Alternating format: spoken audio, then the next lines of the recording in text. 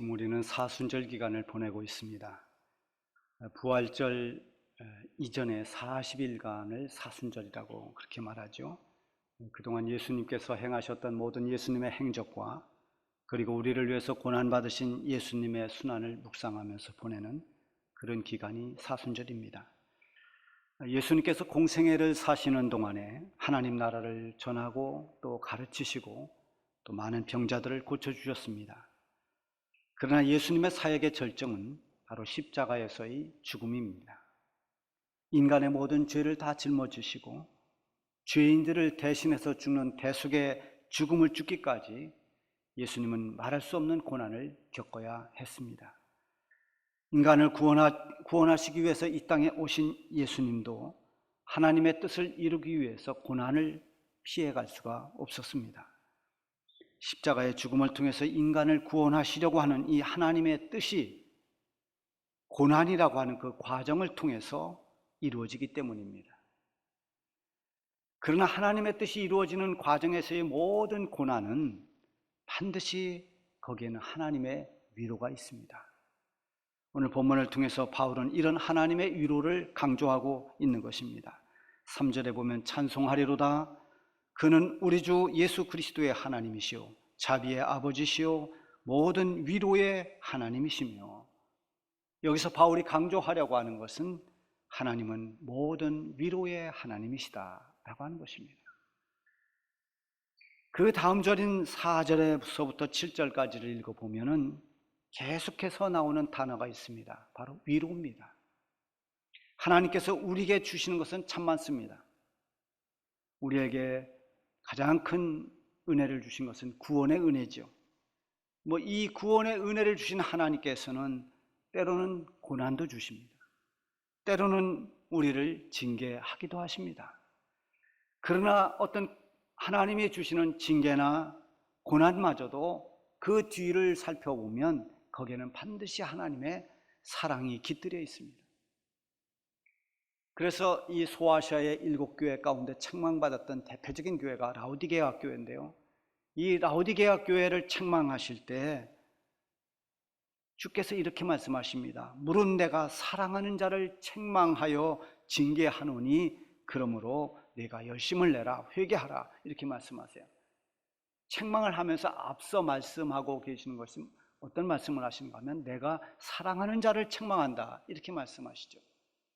결국 하나님께서 우리에게 주시려고 하는 것은 우리의 영혼에 유익한 것을 주시기 원합니다. 우리에게 좋은 것 주시기를 원하시는 하나님이십니다. 고난을 통해서 하나님을 더 의지하게 하고 징계를 통해서 하나님의 온전한 사람으로 거듭나도록 하나님 우리를 이끌어 주시는 것입니다. 저번 수요일 밤 예배 때 우리 할렐루야 찬양대가 찬양을 하는데요, 이 할렐루야 찬양대는 65세 이상 되신 분들이 수요일 날 밤 예배 때 찬양하는데요, 찬양을 하다 중간에 한번 삐걱했습니다. 뭐가 잘 안 맞았어요. 근데 그 모습조차도 왜 그렇게 귀해 보이는지요. 제가 오히려 마음이 조마조마했어요. 저분들이 실수했다고 민망해하면 어떡할까 걱정이 됐습니다. 찬양이 다 끝났는데 저뿐만 아니라 예배드리던 성도들이 박수를 크게 쳤습니다. 우리 성도들도 같은 마음이구나. 조금은 틀렸지만 조금은 삐걱했지만 그 중심에 수요 밤 예배에 나와서 하나님께 찬양을 올려드리는 그 중심을 하나님은 기뻐하시고 하나님이 받으셨다라는 그것 때문에 격려의 박수를 보낸 것입니다. 그때 불렀던 찬양이 송명희 시인의 그 시를 가사화한 나라고 하는 찬양입니다. 나 가진 재물 없으나 남이 가진 지식 없으나 나 남에게 있는 건강 있지 않으나 나 남이 없는 것 있으니 나 남이 못 본 것을 보았고 나 남이 듣지 못한 음성 들었고 나 남이 받지 못한 사랑 받았고 나 남이 모르는 것 깨달았네. 나는 지금 비록 재물도 없고 지식도 없고 건강도 없지만은 그러나 하나님께서 남에게 없는, 남이 볼 수 없는 것을 보게 했고 남이 가질 수 없는 걸 갖게 했고 남이 듣지 못했던 그런 하나님의 음성을 듣게 하셨다는 것입니다. 뇌성마비로 힘겨운 고난의 삶을 살면서 하나님을 원망하거나 자기 처지를 한탄하지 않고 고난 속에서 하나님께 받은 은혜를 깨닫고 그렇게 시를 지어서 그것이 바로 하나님이 주신 위로가 되어 그의 노래가 되고 시가 됐습니다. 4절에 보면 우리의 모든 환난 중에서 우리를 위로하사 우리로 하여금 하나님께 받은 위로로서 모든 환난 중에 있는 자들을 능히 위로하게 하시는 이 시로다. 하나님을 믿고 믿음으로 살면서 우리는 얼마든지 환난을 당할 수 있습니다. 주의 일을 하고 하나님께서 맡겨주신 사명을 감당하는 가운데 고난이 찾아오고 시험이 닥쳐올 수도 있습니다. 4절에 보면 두 가지를 말씀하고 있어요. 먼저는 우리가 환난 당할 때 하나님께서 우리를 위로해 주신다는 것입니다. 그렇습니다. 우리가 환난을 당하면 하나님은 반드시 그 환난 가운데 위로로 찾아오십니다. 만약 하나님의 위로가 없다면 우리가 환난을 당하는 그 환난을 감당하기가 어려울 것입니다. 환난 중에 있는 하나님의 사람들을 위로하시는 하나님의 위로는 참 다양하게 나타납니다. 여러분, 다윗이 사울 왕에게 쫓겨다닐 때, 그렇게 도망다닐 때 하나님께서 다윗을 지켜주셨습니다. 다윗의 피난처가 되어주셨습니다. 이게 하나님의 위로입니다. 시편 27편 5절에 보면 여호와께서 환난 날에 나를 그의 초막 속에 비밀히 지키시고 그의 장막 은밀한 곳에 나를 숨기시며 높은 바위 위에 두시리로다. 하나님께서 환난 날에 나를 지켜주시고 숨겨주시고 피난처가 되셨다는 것은 하나님께서 나를 위로해 주셨다는 것이고 내가 하나님 주신 위로를 받았다는 것을 말하고 있는 것입니다. 하나님이 나를 보호해 주셨다는 그 자체가 하나님의 위로인 것입니다. 때로는 응답의 약속으로 위로해 주십니다.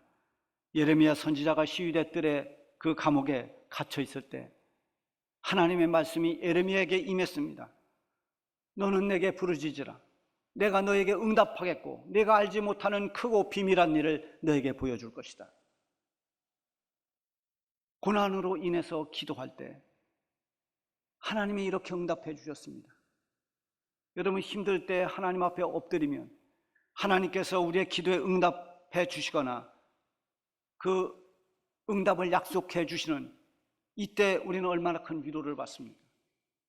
아브라함이 하나님의 약속이 이루어지질 않고 점점 나이가 많아져 갔습니다. 낙심과 두려움이 점점 더 커져갈 때 하나님께서 아브라함을 불러내셨습니다. 그리고 말씀하십니다. 내 자손이 저 밤하늘의 별처럼 그렇게 많아질 것이다. 하나님이 그렇게 다시 한번 약속을 재확인하면서 그에게 위로를 해주셨습니다. 때로는 지치거나 위기가 왔을 때 다시 한번 내가 해야 할 일이 무엇인지 그 사명을 일깨워주면서 위로해 주시기도 합니다. 엘리야가 자신을 죽이겠다고 하는 아합 왕의 부인 이세벨이 말에 낙심을 했습니다. 그 협박에 갑자기 절망을 합니다. 그리고 멀리 광야에 들어가서 로뎀나무 아래서 죽기를 원했습니다. 아예 누워버린 엘리야를 하나님께서 천사를 통해 어루만지며 그에게 먹을 것을 주시고 일으켜 주십니다. 그는 호렙산 동굴에 가서 또다시 누워버렸습니다. 그런 엘리야에게 그가 해야 할 사명을 주십니다. 너는 가서 예후에게 기름을 붓고 네 다음을 이어갈 엘리사에게 기름을 부어라. 이런 사명을 주어서 그로 하여금 다시 자기가 해야 할 일을 무엇인지를 깨닫고 나아가도록 만들어 주셨습니다. 사도 바울이 로마로 호송되어 가는 배가 유라굴로라고 하는 엄청난 위력의 태풍을 만납니다. 이 태풍으로 인해서 며칠간 배가 표류하고 파선의 위기에 직면했습니다. 어떤 소망도 보이질 않았습니다. 몇 날 며칠을 어떻게 날이 가는지 모를 정도로 그렇게 배는 넓은 바다에서 기웃덩거리고 있을 때 하나님께서 바울에게 말씀하셨습니다. 바울아, 두려워하지 말라. 네가 가이사 앞에 서야 하겠고, 이 가이사는 로마 황제를 말합니다. 너는 로마의 황제 앞에 서야 할 것이다. 그렇게 하나님이 약속해 주십니다. 아무리 태풍이 몰아치고 미친 광풍이 불어치고 배가 금방 다 깨질 것 같아도 하나님의 이 말씀 하나에 바울은 안심했습니다. 두려움이 사라졌습니다. 오히려 배 안에 두려워 떨고 있는 사람들을 안심시킵니다. 또는 하나님의 위로가 나와 동행해 주겠다는, 나와 함께 하겠다는 이 말씀으로 나타나기도 합니다. 하나님께서 여호수아를 위로해 주실 때 내가 너와 함께 있을 것이며 너를 떠나지도 아니하고 너를 버리지도 아니할 것이라, 이렇게 말씀을 주시면서 위로해 주십니다. 내가 항상 너와 함께 하겠다. 네 곁을 떠나지 않겠다. 너는 혼자 나가는 것 같지만 네 곁에는 항상 내가 있다는 것을 잊지 마라. 여러분, 이것이 얼마나 큰 위로입니까? 이것은 오늘 사는 저와 여러분에게도 마찬가지입니다. 여러분이 홀로 때로는 외로운 것 같아도 여러분이 곁에 하나님이 동행하고 있는 것입니다. 하나님이 여러분을 결코 버리지 않는 것입니다. 이러한 하나님의 위로는 지금도 여전히 계속되고 있습니다. 우리가 주님을 의지하는 한, 우리가 어떤 환난 속에서도 믿음을 붙잡고 있는 한 주님은 우리와 함께 해주시고 우리를 결코 떠나지 않고 버리지 아니하실 것입니다. 88장 찬송가 가사처럼 온 세상 날 버려도 주 예수 안 버려 끝까지 나를 돌아보시니, 세상이 모두 나를 버리는 그 순간이 온다 할지라도 그때도 주님은 결코 우리를 버리지 않고 우리를 돌아보실 것입니다.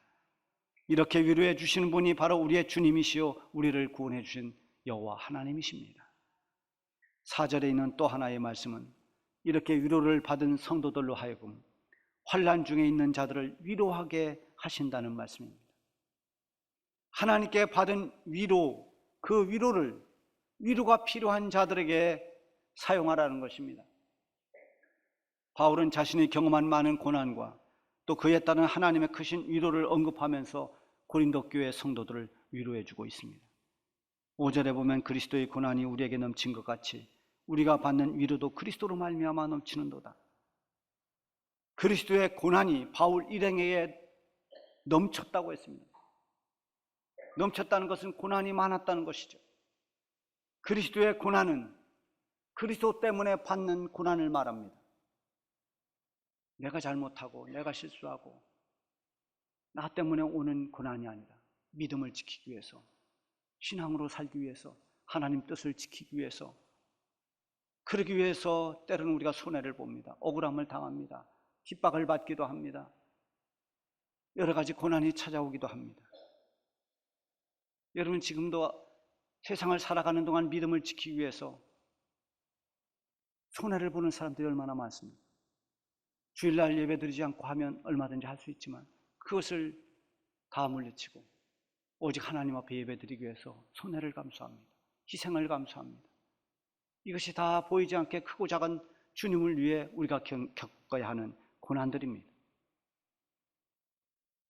이 고난 속에서 바울은 그 많은 고난, 그 고난을 겪으면서 이제는 많은 사람들에게 하나님께서 주신 그 위로를 또 전하려고 하고 있습니다. 그가 당한 고난, 그 고난은 작은 고난이 아니었습니다. 엄청난 고난이었습니다. 그만큼 큰 고난을 받았습니다. 8절에 보면 형제들아, 우리가 아시아에서 당한 환난을 너희가 모르기를 원하지 아니하노니 힘에 겹도록 심한 고난을 당하여 살 소망까지 끊어지고. 얼마나 힘들었으면 이제는 살 수 없겠구나, 이제는 여기서 죽는가 보다, 살 소망이 끊어질 만큼 그렇게 극심한 환난을 겪었습니다.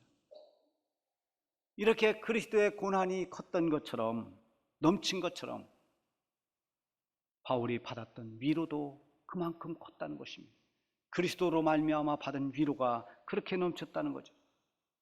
환난을 당하면서 복음을 전한 것이 수많은 영혼들을 살려냈고 하나님의 뜻을 이루는 결과를 가져오는 것을 보면서 바울이 얼마나 큰 위로를 받았을까요?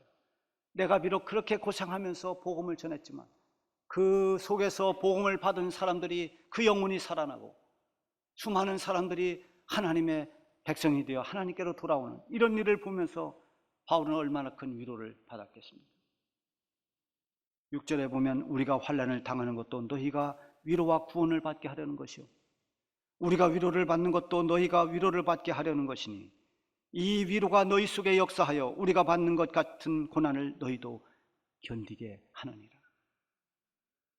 7절에 너희를 위한 우리의 소망이 견고함은 너희가 고난에 참여하는 자가 된 것 같이 위로에도 그러할 줄을 알미라. 바울은 환난 중에 받은 하나님의 위로가 고린도 교회 성도들에게 동일하게 있을 것이라고 격려하고 위로하고 있습니다. 우리는 모두 하나님의 위로를 받은 성도들입니다. 이제는 우리 역시도 환난을 겪고 있는 많은 사람들에게 위로자의 역할을 할 수 있기를 바랍니다. 바울은 또 하나의 중요한 말씀으로 환난 당하는 이들에게 위로와 권면을 주고 있습니다. 9절에 보면 우리는 우리 자신이 사형 선고를 받은 줄 알았으니 이는 우리로 자기를 의지하지 말고 오직 죽은 자를 다시 살리시는 하나님만 의지하게 하심이라. 사형 선고를 받은 것처럼 그렇게 죽을 만큼의 고난과 환난을 당했지만은 하나님은 그런 일을 통해서 연약한 내 자신을 의지하지 않고 전능하신 하나님만 의지하게 하셨다는 것입니다. 한마디로 요약하면 성도의 고난은 하나님을 온전히 의지하게 만든다는 것입니다. 우리가 하나님을 전적으로 의지할 때가 언제입니까? 아무 문제가 없고 평안할 때입니까? 아닙니다. 정말 힘들 때, 내 힘으로 어찌할 수가 없을 때, 정말 주님을 붙잡지 않으면 안 되는 절박할 때, 그때 우리는 하나님을 부릅니다. 하나님께 도움을 청하고 하나님을 의지하게 됩니다. 하나님을 의지하는 자를 하나님은 결코 외면하지 않습니다. 하나님을 의지하는 자를 하나님은 도와주십니다. 그래서 하나님을 의지하는 자가 문제를 해결받는 그런 복 있는 자가 되는 것입니다. 잠언 16장 20절에 보면 삶과 말씀에 주의하는 자는 좋은 것을 얻나니 여호와를 의지하는 자는 복이 있느니라. 하나님 의지하는 그 사람이 복 있는 사람입니다. 금년도 우리 교단의 사순절 묵상집이 출판돼서 지금 활용 중에 있습니다. 40일간 묵상집인데 제가 지난 주일날부터 어제 토요일날까지 일주일분을 집필을 했습니다. 그래서 우리 당회원들과 또 우리 모든 구역장님들에게 한 권씩 나눠주고 큐티를 하라고 했는데 잘 하고 계신지 모르겠습니다. 이 번수가 제한이 돼서 다 나눠드리지 못하고요. 제가 두 번째 챕터를 썼습니다. 그 주제는 하나님을 의지하는 삶이라고 하는 그 주제로 썼는데요. 거기 지난 목요일 날 제목이 여호와를 의지하는 자였습니다. 거기에 두 왕의 이야기를 소개했습니다. 먼저는 아하스 왕입니다. 이 아하스는 이제 블레셋 군대가 쳐들어올 때 강력한 강대국이었던 아수르에게 가서 도움을 청합니다. 아수르를 의지합니다. 사람의 힘을 의지합니다. 물리적인 힘을 의지합니다. 그러나 돌아온 것은 자기가 의지했던 아수르에 의해서 더 고난을 당합니다. 그런데 그 아들 히스기야는 아수르 왕이 쳐들어왔을 때 하나님 앞에 엎드려 기도했습니다. 아수르의 협박의 편지를 펴놓고 하나님 저를 도와달라고 그렇게 눈물로 기도했습니다. 하나님께서 내가 네 눈물을 보았고 네 기도를 들어노라 응답하시면서 히스기야에게 승리를 안겨주셨습니다. 잠언 29장 25절에 보면 사람을 두려워하면 올무에 걸리게 되거니와 여호와를 의지하는 자는 안전하리라. 여호와를 의지하는 자는 안전하다는 것은 하나님을 의지하는 자를 하나님이 보호해 주시기 때문입니다. 시편 115편 9절에 보면 이스라엘아 여호와를 의지하라. 그는 너희의 도움이시요 너희의 방패시로다. 너희를 도와주시는 분. 방패는 적의 모든 것을 막아내는 것입니다. 하나님이 너희의 방패가 되어줄 것이다. 바울은 맡겨진 사명을 감당하면서 많은 사람들에게 박해와 고난을 당했습니다. 그런가 하면 때로는 열악한 환경과 위험한 상황에서 죽음의 위기를 많이 겪었습니다. 그의 표현대로 살 소망이 끊어지고 사형 선고를 받은 것 같은 그런 시련과 환난을 겪어야 했습니다. 그렇게 고난이 클수록 굳게 붙잡아야 할 분이 오직 하나님이었습니다. 하나님만 의지해야 했습니다. 그러면서 경험한 것은 하나님께서 주시는 위로였습니다. 이 위로 때문에 바울은 모든 사명을 끝까지 잘 감당해낼 수가 있었습니다. 염려에서 벗어나게 되면서 두려움을 이겨내면서 위기를 극복하면서 이 모든 것이 하나님을 의지하는 자신에게 주시는 하나님의 위로요 하나님의 응답임을 깨달았습니다. 그래서 오늘 본문을 시작하는 3절 첫 마디에 찬송하리로다 이렇게 시작하는 것입니다. 이 사순절 기간에 우리 주님의 고난을 묵상하되 주님께서 고난을 통해 우리에게 주신 은혜가 무엇인지를 깊이 묵상해 보시기를 바랍니다. 주님이 십자가의 길에 그 길을 가셨기에 그 고난과 죽음으로 말미암아 우리가 죄사함을 받고 구원을 받았습니다. 가장 큰 위로를 얻었습니다. 죄로 말미암아 멸망당해야 할 우리가 예수님으로 말미암아서 더 이상 하나님의 심판을 두려워하지 않아도 되고 이제는 구원받은 하나님의 백성이 되어서 천국을 소망하는 하나님 자녀가 된 것보다 더 큰 위로가 어디 있겠습니까? 우리가 세상을 살면서 때로는 힘들어도 고난이 있어도 결국 내가 영원히 거할 곳은 하나님의 나라요 영원한 생명이 있는 천국임을 생각하면서 우리는 위로를 받고 있지 않습니까? 지금도 우리가 믿음으로 살기 위해 어떤 고난을 겪는다 할지라도 하나님을 의지하고 나가면 모든 위로의 하나님께서 이 세상에 줄 수 없는 그런 위로를 우리에게 주실 것입니다. 뿐만 아니라 그 위로로 우리를 가야 할 길로 인도해 주실 것입니다.